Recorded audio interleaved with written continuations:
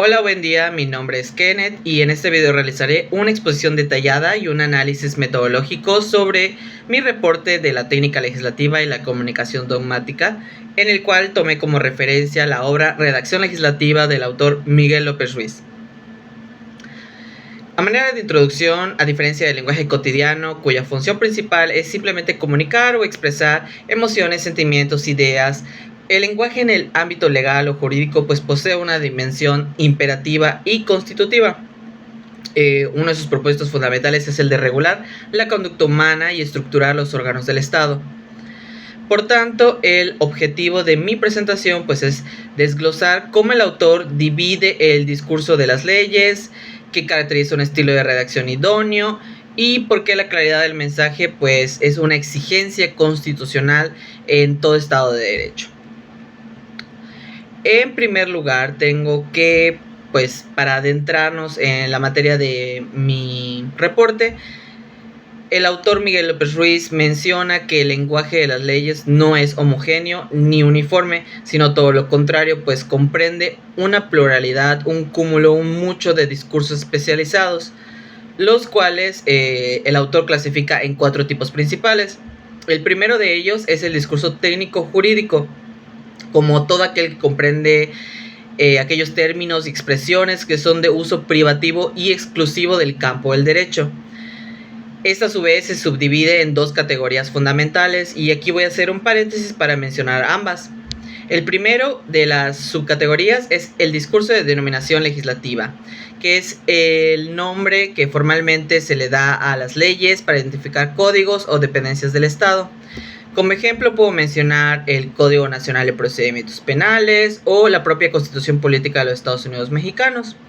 El segundo de los discursos es, de estas subcategorías es el dogmático jurídico, que está constituido por vocablos abstractos y propios de la ciencia jurídica, como es preclusión, jurisprudencia, litigio, instancia, por mencionar algunas.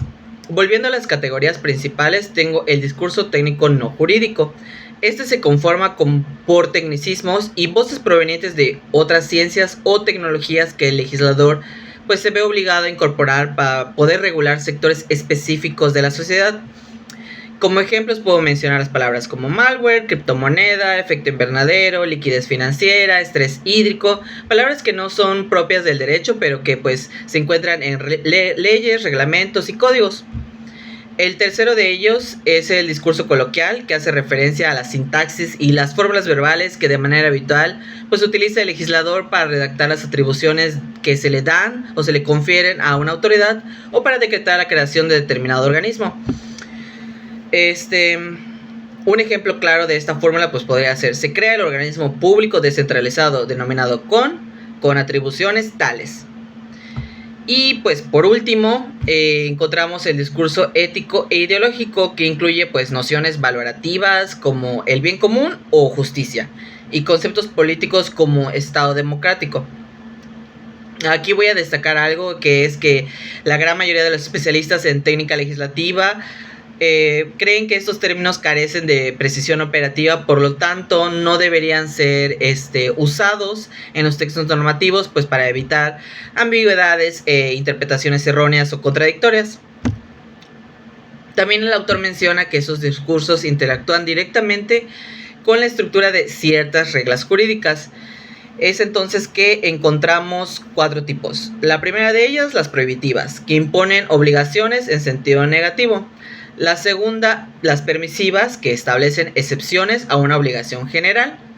La tercera, las interpretativas, que guían o pues limitan los criterios interpretativos de los jueces y los juristas.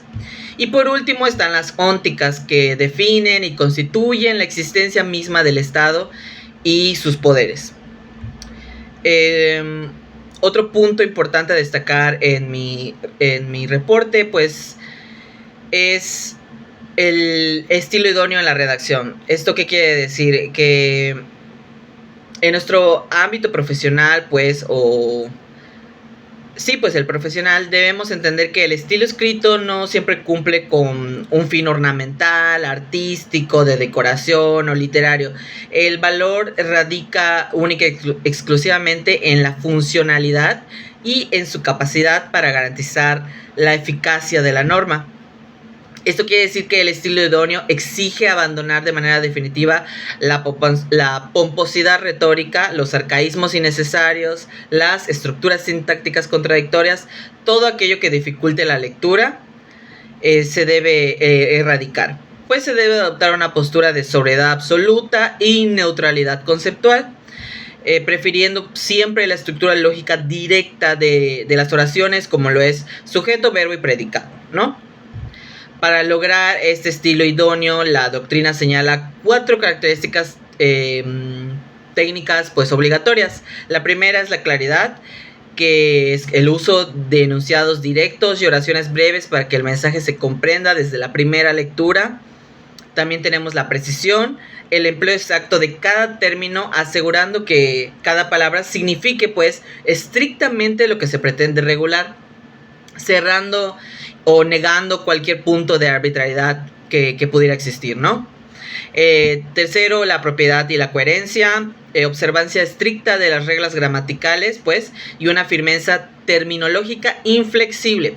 Esto significa que pues no debemos usar sinónimos para una misma figura jurídica, ya que doctrinariamente cambiar la palabra pues presupone que estás cambiando de concepto o que estás tratando de significar otra cosa, ¿no? Y por último, la concisión, que es la capacidad de plasmar las hipótesis legales utilizando única y exclusivamente las palabras necesarias, eliminando siempre adjetivos o justificaciones redundantes o poco irrelevantes, ¿no?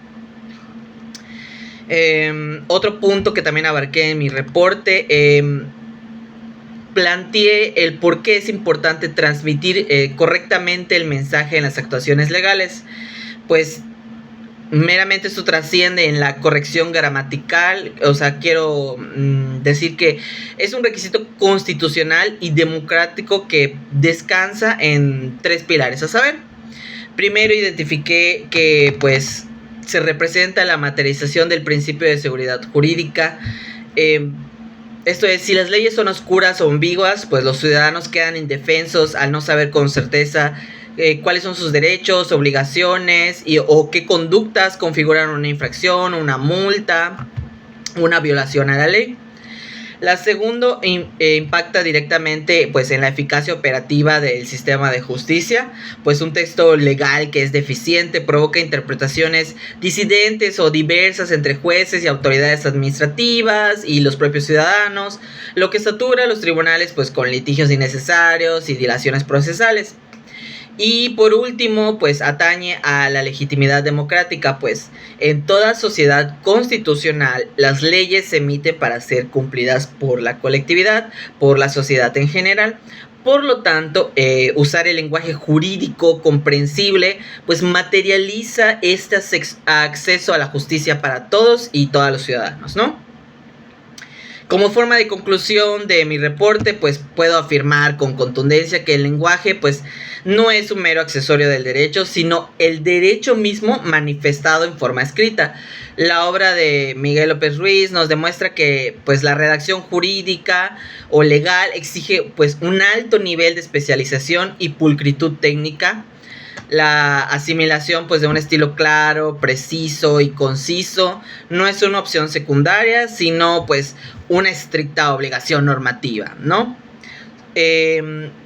Pues solo a través de un selecto lenguaje legal o jurídico pues podemos garantizar la seguridad jurídica y consolidar un sistema legal legítimo y transparente. Por mi parte eso sería todo y es el resumen de mi ensayo.